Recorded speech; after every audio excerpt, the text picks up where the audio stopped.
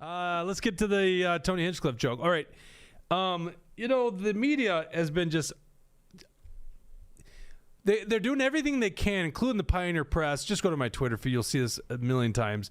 The Pioneer Press is just literally, it's like they're getting paid by the Democrat Party to try to help them across the finish line. They did this very infamously in 2018 with Doug Wardlow. They did this hit piece. Mm-hmm. Doug Wardlow was apparently bullying a gay kid in high school, this hit piece, and there was like no time for the Doug Wardlow campaign to even respond. So the Pioneer Press is just like a liberal rag, right? Mm-hmm. The media went with this whole narrative. This is the most ridiculous thing ever, okay? It was that the Nazis did a rally, was it 1931 or 1939, whenever they were saying that the Nazis did a rally at Madison Square Garden, and Trump's rally at Madison Square Garden is reminiscent of it. Now, this is Tim Walz, lying Tim Walz, in his own words on this rally. Listen to this. Donald Trump has descended into madness over the last few weeks. And I think some of you don't miss on this. Go do your Google on this. Donald Trump's got this big rally going at Madison Square Garden. There's a direct parallel to a big rally that happened in the mid-1930s at Madison Square Garden. And don't think that he doesn't know for 1 second exactly what they're doing there. Okay. Now, it's one thing for lying Tim Walz to say this. The mainstream media did this. You guys have seen it, right? I'm assuming most of you in the audience have seen this. Like, the media just kept running with, oh, this has parallels to the Nazi rally. Like, that's such a ridiculous... Like, right. Literally, the memes on the right are great about this. It's like, here's a picture of Adolf Hitler sitting down at a table to eat food. Trump has done that too. Yeah. It's like, are you... Like, how many events have happened at Madison Square Garden, including in 1992, Bill Clinton speaking in front of Madison Square Garden? Like, that is ridiculous. So they just go with this narrative. Now, this narrative, to me, I think most people are just, like, refuting it. Like, really? Nazi? You're doing the Nazi thing again about Trump? Mm-hmm. However, there was a ridiculous error that I think the Trump campaign made. Now, I want to caveat this. I was trying to understand this, and I think I maybe came up with the reason why they're doing this whole Nazi thing. I'm thinking that I'm thinking the Democrats are probably thinking, we need to win this election. We need to make sure that our people turn out. What's the story that gets their people to turn out? Trump's a Nazi. So even though it's just a recycled old story where it's old news, it's not like the Democrats are asking for that much from their politicians anyway. As long as they say that Trump's a Nazi, okay, I guess that's enough for me to get out and vote. So I think that's the reasoning for why they're pushing this, but it's ridiculous that they want to say that jokes, that they want to say that, simply by appearing in Madison Square Garden, even though it's a massive, world-class, American iconic location, that any kind of association with it is now affiliated with the Nazis. It's ridiculous. And that Madison Square Garden rally was so much fun. I mean, Hulk Hogan coming out, I don't see no stinking Nazis, the whole thing was awesome. Dr. Phil, I freaked out when Dr. Phil came out. I was texting Tucker. I was like, I didn't realize Dr. Phil endorsed Trump already, but apparently he did 4 or 5 days ago with RFK Jr., but it's just awesome. It's like they were bringing out all these people, and what does the media focus on? A couple of jokes. It shows how out of touch they are. Well, and okay, that's a really good point. I didn't think of that. You're right, because Trump right now is running ads on the transgender issue. In these swing states, he's running on, like, Kamala wanted to allow sex change for, like, and they actually focused on one prisoner in particular, but prisoners in general as well. Mm-hmm.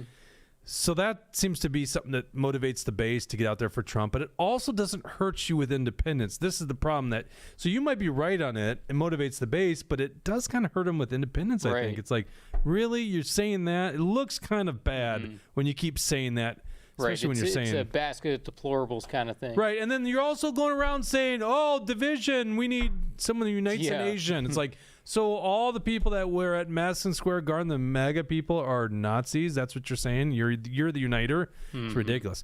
But anyhow, with that being said, okay, I'm going to just... Sorry. I'm just going to say this, my caveat. I am a huge Tony Hinchcliffe fan. I watch Kill Tony every Monday night. I admire that show.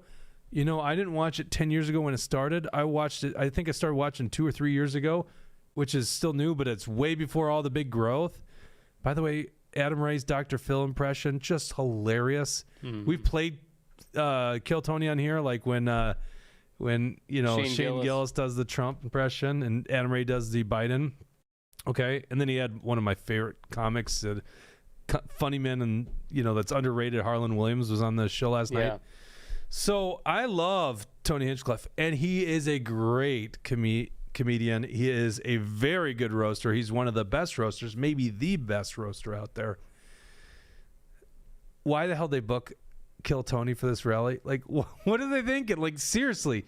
Well, so Kill Tony, because Tony Hinchcliffe sells out Madison Square Garden. They hold Kill Tony at Madison Square Garden all the time. He's a popular comedian. One time. They've only done it once, by the way. He's two never, nights, but once. He didn't make any kind of endorsement in 2016 or 2020. He's not a political person. I never thought that he was going to get involved. I didn't with either. him being involved, all it does is expand the Trump base. So I think it was a great idea to have him there. Okay, but So they wouldn't fill up Madison Square Garden with no, see, I don't think so. But No, you're right. I'm saying His online audience, you're right. Yeah, That's a good it point. expands. He's got a comedy audience. Comedy audiences aren't necessarily conservative, even though more conservatives maybe have a bigger sense of humor and are willing to laugh at things.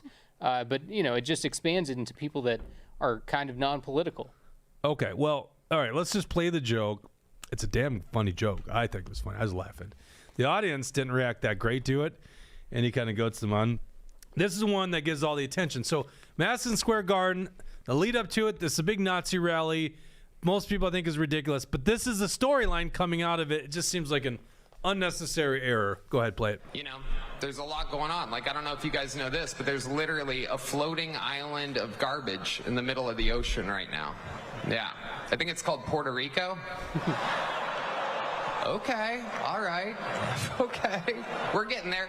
It's absolutely... Okay, so obviously the audience didn't think that was the greatest joke. He's kind of like, oh, okay, yeah, which is good, I guess, and for the that's MAGA thing. people. I've heard the premise before. It's not like he's the first person ever to say a floating pile of garbage and then point out some country or point out some island. It's not like it's the most original thing ever, but it's so that's why it's funny that that's what got them. That's what the media is freaking out about.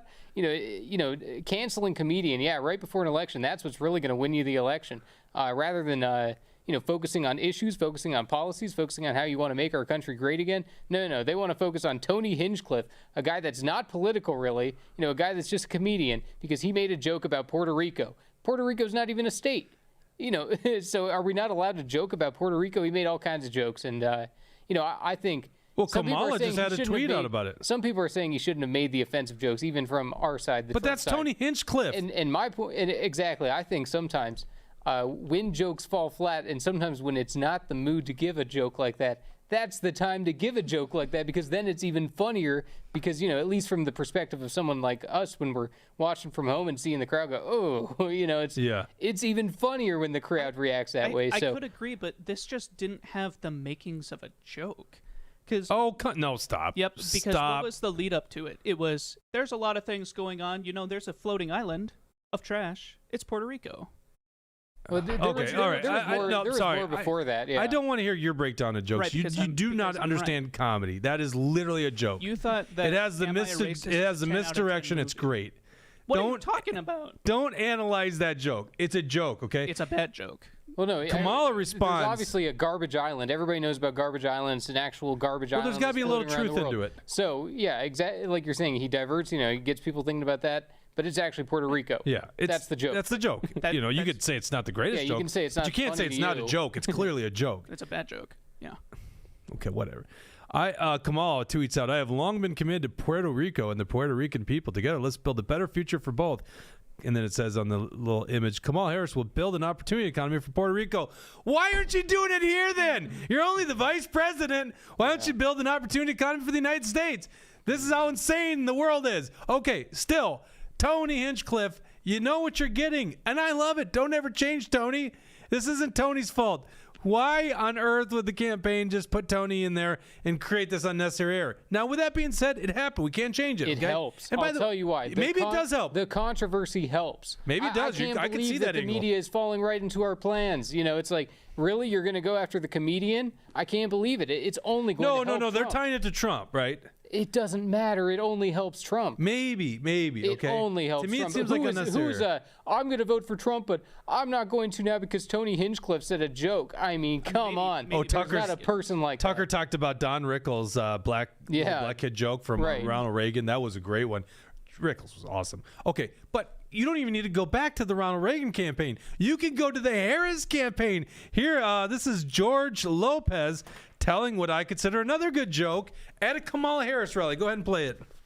Donald Trump said he was going to build a wall, and George Lopez said, you better build it in one day, because if you leave that material out there overnight... What, are all Mexicans thieves? What are you saying, George Lopez? Yo. No, it's a joke. Yes, and sometimes the offensive jokes are great. Now, I got that crude sense of humor, and a lot of people do, and that's why Tony Hinchcliffe's got the #1 comedy podcast in the world.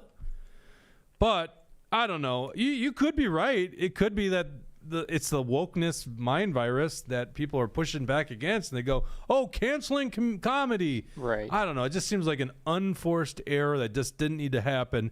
But, leave it to Jon Stewart, a very good joke teller, the best joke teller when it comes to fake news, by the way.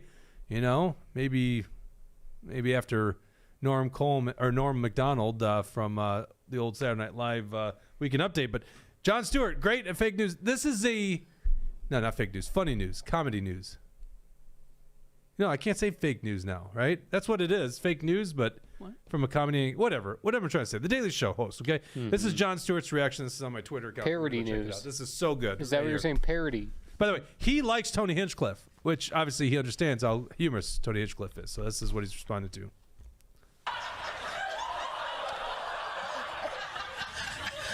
There's something wrong with me. I find that guy very funny. So, I'm sorry.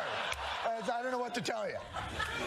I mean, bringing him to a rally and have him not do roast jokes, that'd be like bringing Beyonce to a rally and not have... Oh. Yep. Oh, see, now that's funny, and because people watch this episode a year down the road and forget the old context here, Beyonce literally did a rally, and media was hyping it up. She was going to perform at a Kamala Harris rally in Houston, Texas last week, and she ends up speaking for just a couple of minutes, and that's it. Mm-hmm.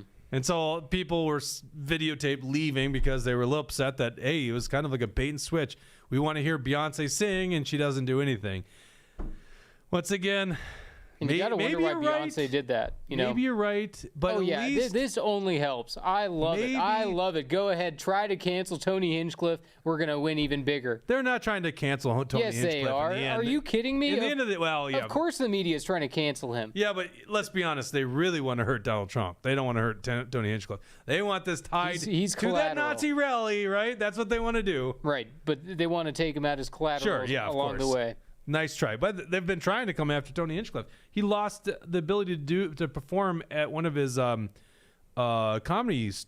I was going to say the comedy venues stores, or something. The comedy venues when he went to Texas. He lost it because he had an Asian joke. Now he's at the comedy mothership with Joe Rogan. And Andrew Schultz just had the same thing where he had the Trump interview. Next thing you know, his where he's going to film a special cancels on him. So of course, right, they're trying to cancel it, but you can't cancel comedy. Well, listen, Kamala's campaign's making errors. The Trump campaign's making errors, but at least what error? At least they're not the third party. No, exactly. At least they're not the third party. Here's a scene from the third party debate in the national anthem of all things.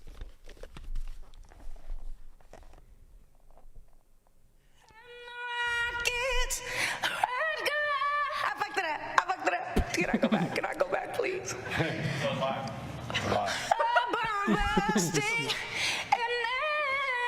got too nervous.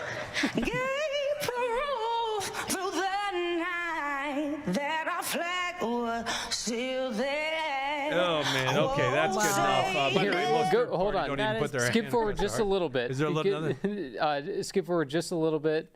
To the end of it, you can see Chase Oliver, the Libertarian's got his hand over his heart the whole time. But yeah, go ahead and do, just a little bit before then. Thank you, Loomis. That was beautiful. Appreciate you coming here tonight. Again, my name is Christina Tobin. That's good. So then the host goes, "Thank you, Loomis. That was beautiful. Thanks for coming." It's like, I couldn't believe it as I was watching. I thought, somebody has to call it out. None of the candidates called it out. None of the moderators called it out. I would have said, "You did awful. That was the worst national anthem I've ever heard in my life." I would have said, I can't sing, but let me give it a go. I can do better than that. And it was just so ridiculous. And, I thought, just looking at the three candidates up there, they got the Constitution Party candidate, they got the Libertarian, then they got the Green. I thought for sure, if anybody's going to have their hand over their heart during the national anthem, it'd probably be the Constitution Party candidate. The Libertarian, he probably doesn't respect the national anthem and whatnot, but this is a woke Libertarian, so of course it's a black woman singing the national anthem, so he's going to have his hand over his heart the entire time. But of course, Jill Stein is anti-American. Jill Stein, of course, isn't going to put her hand over her heart. She doesn't respect America. And the Constitution Party candidate, I think that he just realized this is a disaster. I don't want to affiliate myself with this national anthem. The whole thing was just a disaster. I tried to watch the entire debate, and I really wanted to watch it. I was looking forward to it. I can't even get through it, and I'm wanting to watch it. And there's all these music performances intermixed in the middle of it. I mean, literally, they'll ask a question, what's your opinion on Social Security? And then they'll go through the answers, and then they'll go, we're now going to have a musical interruption. And then they'll have a new music performance, and then it just went on and on and on. So, I mean, this is the state of the third parties. They're amateur. They're, not the real deal, and they couldn't have discredited themselves more. And it's actually unfortunate. Christina Tubin, the one that hosts the Free and Equal Election Foundation, the one that put on this debate. I'm actually friends with her. I talk with her every once in a while, but it's like, yeah, but I just was like, oh man, how could you screw it up this bad? I tried to give her some ideas and whatnot, but I didn't see any of them implemented there. Oh, man. I gotta point out really quick that Jon Stewart clip was not him referencing the Puerto Rican joke. That was him referencing a different stand-up act. I'm very well aware he was referencing the roast of Tom Brady on Netflix, which was even more crude than that joke. So, what are you thinking? We're pulling a fast one on people? Well, it was a fast one, but no. Doesn't matter. No, what he was doing was he was saying that he likes Tony Hinchcliffe. I keep saying kill Tony. Not in reference to the Puerto Rico joke, though. No, but in reference to the whole thing. That doesn't even matter. It doesn't even matter. Yeah, Jon Stewart saw the Puerto Rico joke. If you watch the whole performance, he thinks Tony Hinchcliffe is funny because Tony Hinchcliffe is funny, right? To people that actually have humor. All right, so let's go. He calls them People are asking vile Jesse to sing. so-called jokes. Yeah. The McSalty singer right now. I'm not singing the national anthem. Post show, we will sing. We'll get Tucci. Oh.